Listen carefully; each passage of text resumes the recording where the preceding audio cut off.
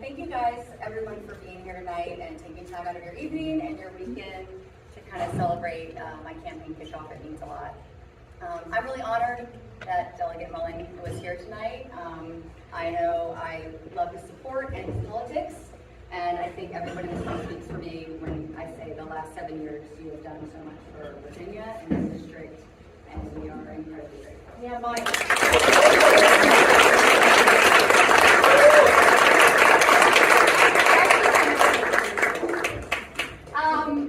And then I also want to say thank you to Greg Dawson for being my MC tonight. Thank you to Dave Berger with Spoken Art for providing all the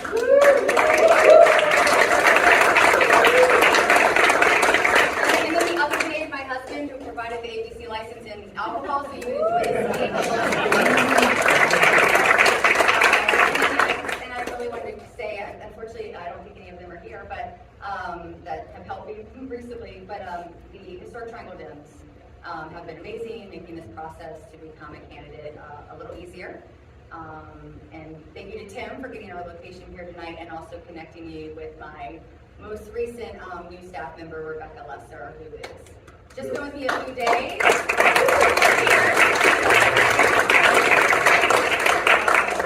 But yeah, I know a lot of you just met me for the first time tonight. Hi! And some of you have kind of been getting to know me over the last several months, but most of you know me as a runner. Been a runner for 10 years now, and it's funny how running a race is very similar to running a campaign trail and being on the race this way.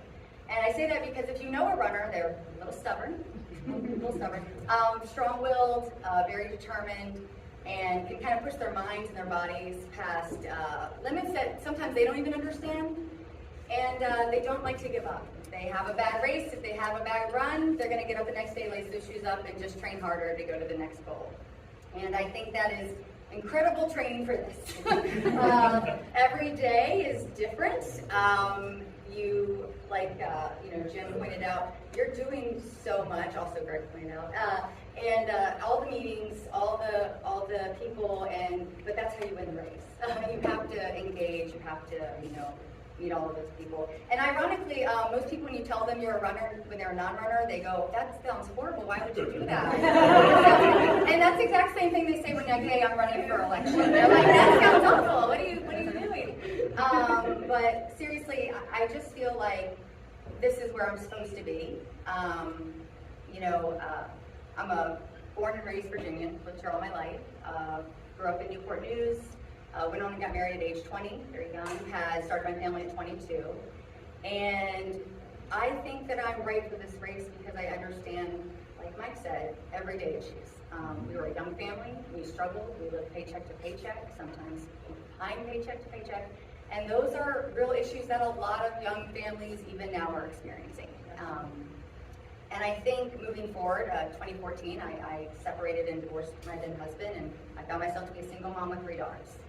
And a whole new burden of financial concerns, and again, like Mike said, I found myself looking for Medicaid, for health insurance for my kids, looking at EBT to put food on the table, make ends meet, returning to the workforce.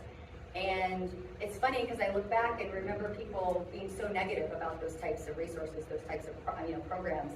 They're lazy, they just want handouts, and I'm like, no, maybe they're just trying to get by, they're just trying to survive. And so it was very eye-opening for me.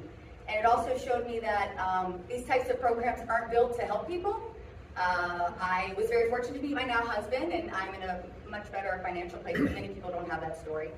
And right before we got married, I got a slight pay raise of $5,000 at my job, and that took away my $650 a month EBT.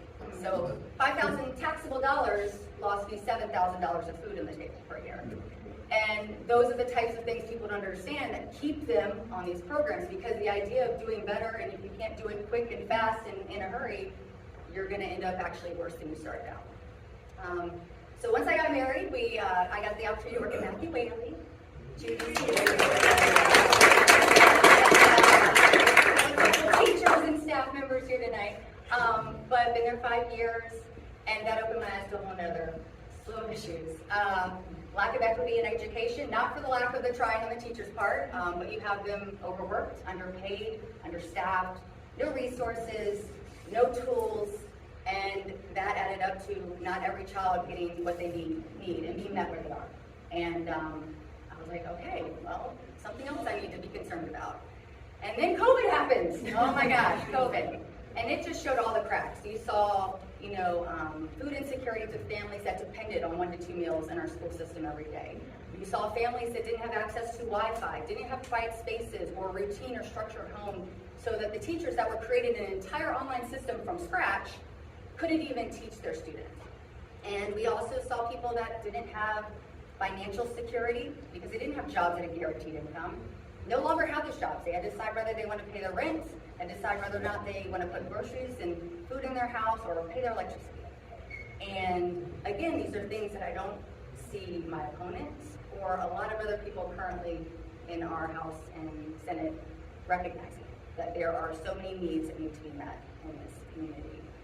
And also during COVID, I found myself on TikTok, both figuratively and literally. I got an opportunity to be introduced to all these different communities, Black communities, Indigenous communities, LGBT plus communities, and it gave me insight that I didn't have before. And again, more of that learning experience.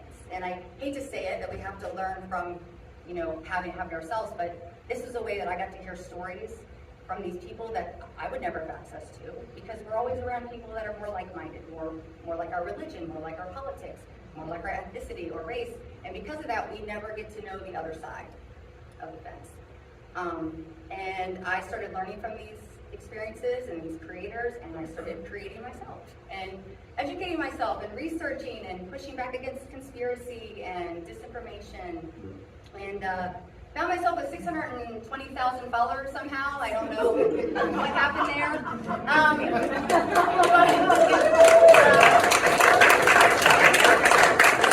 Not only did I get to inspire other people at home to get more involved, speak up, but it inspired me locally. I started going to all the school board meetings. I organized a Facebook group to get families and staff and educators together so we could organize people at the school board meetings and have a voice and show up. Started going to local rallies and rallies in DC for reproductive freedom, taking my daughter because I can't imagine my kids having less rights than me in this state. And, March for Our Lives, and the fact that we, can pass gun bills to tell you can buy and get a tax break for your storage unit. You just don't have to use it. And just seeing another, need over and over and over again. So that experience really led me here. I knew last year I wanted to run. I wanted to be, doing more. Some things happened, and I felt like local and state were a better option. And I'm really thankful that in September I dropped the hammer and I signed up. And I've had amazing support, family, friends, coworkers, everybody here. But yeah, I need to see it all the way through to the finish line, and that's going to be November 7th. This district is incredibly flippable now. All of the city of Williamsburg, most of James City County, which really can go either way, and then a small section of New Kent County, which I resided for 13 years, so I have some roots there. And I think all of that, along with me just being who I am, is enough to turn the sea blue. We do too.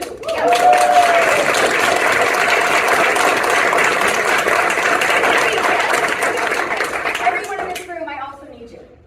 Like you said, I need door knockers. I need people that want to host events, whether it be at their home or at a local, business. I need people to make phone calls and write postcards and yes, give money. But yeah, I'm super thankful all of you came here tonight. I hope I did good. I practiced in front of the mirror so many times.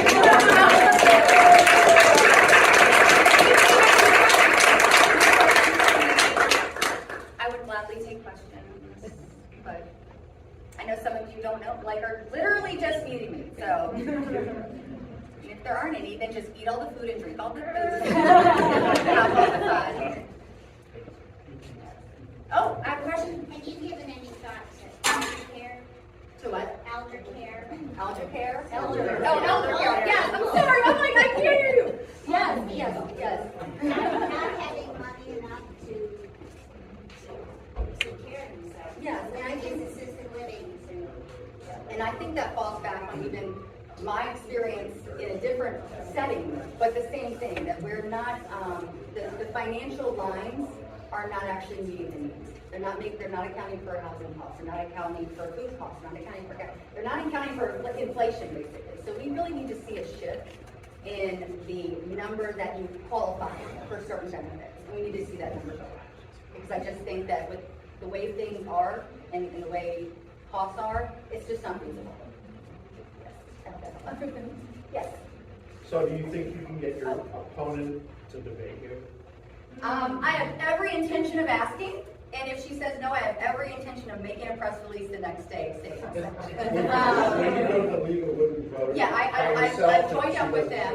Yep, I've joined with them, and I intend to ask for a forum. I would welcome a public forum with her, absolutely. Thank you so much.